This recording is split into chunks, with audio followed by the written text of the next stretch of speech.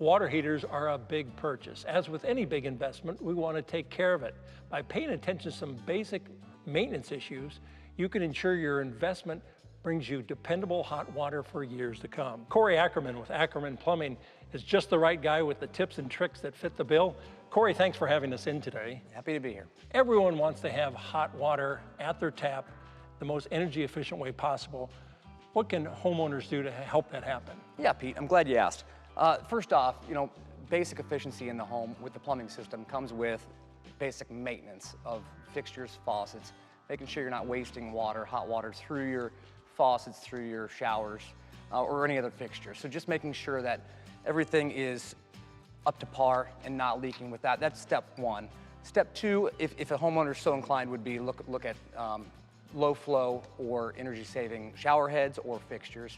And then a third thing they could do is look at like tankless options or hybrid electric water heaters. So really some basic maintenance issues, Corey, that we're talking about here to pay attention to. Again, that drippy faucet, don't let it happen. Absolutely, yeah. Anytime you have drippy faucet, drippy showers, take care of them. That's a big energy waster right there. So, soft water versus hard water and the issue with hot water heaters. Talk about that. So soft water is great to have. Soft water leaves your skin feeling a little smoother. Hard water is just that. It has hard minerals in it that your water softener then replaces with sodium. And in certain cases, that sodium can break down your anode rod down a little faster than if it's straight hard water. Okay, so anode rods and their importance. Talk to us. First, anode rod, what is it? Sure, absolutely. Pete, an anode rod is in every tank type water heater, and it is a sacrificial rod that is a weaker metal than your tank lining. Your tank is steel on most tank type water heaters. And basically this one that they come stock with is magnesium. So the impurities in your water will attack and eat your anode rod before it'll attack the tank lining, if that makes sense. So here's some quick examples of what the water does to your anode rod over time. This one here had been in for some time, and this one here we would recommend be replaced. And are there, Corey, different types of anode rods? There is. So there is the magnesium rod that comes with most tank type water heaters. That's an example of that. That's an example of that. And then there's also an aluminum rod.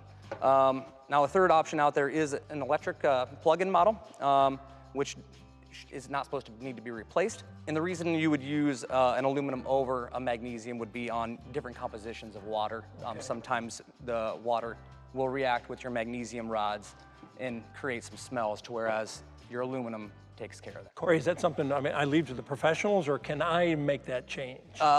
I would suggest leaving it to the professionals, okay. But if you're handy, sure. Some of them can be a little trickier than others to change. Electric ones are a little tougher than gas. But if it is something you are going to attempt on your own, you're going to want to shut your water off to the water heater and turn off the power supply or the gas, drain it down a little bit, and then take it out. Okay, let's talk about maintenance for our water heater. Yeah. What can there's top things to do with that? Well, number one, I would say is, in fact, the anode rod. Check and change that when necessary. The manufacturer also suggests that you make sure that the temperature pressure relief valve is operational, which on electric is on top generally. And then we recommend that you flush them as well, flush them yearly. So sediment will build up in the tank, and by hooking a hose to the bottom, again, shutting off the power source, whether it be gas or electric, and flushing water through that will get rid of the buildup in the sediment in the base of the. And you said annually, and is that something the homeowner can do? Homeowner can do that. Just make sure that that you do shut the power or the gas off before flushing it. How about temperature? Do I need to worry about that? Can that be an issue? It can. Keeping it right around that 120 mark is safe practice. I know some people like their water a little hotter, but that 120 is a pretty safe practice. Are there signs that I look for that I know, boy, my water heater's starting to fail me? Sure. Well, first and foremost, most obvious would be if water all over the floor. Okay. In which case you need to get that replaced ASAP. Some other signs would be some leaking down the face of it on an electric water heater through the elements. Any noise that might be a little different than you're used to hearing. With electric water heaters, maybe some louder hissing sounds. With gas water heaters, it would be popping sounds. Fluctuation in temperature that could be another sign as well. How about watercolor? Is there a sign there at all that? Yeah, if you've got rusty water coming through, then that's an issue. If you've got rusty water coming through, or your water all of a sudden goes cold, you may want to go look at your water heater in the basement. So I need a new water heater again. Is this one I go to the professionals, Corey? I go to Ackerman Plumbing to take care of this? Well, of course, that's what we'd suggest. Homeowners, if you're handy, can try to tackle it, but there is some safety issues that I would definitely recommend go to the professionals, whether it be us or somebody else. And also, I don't want water all over, Correct. right? Yeah, exactly.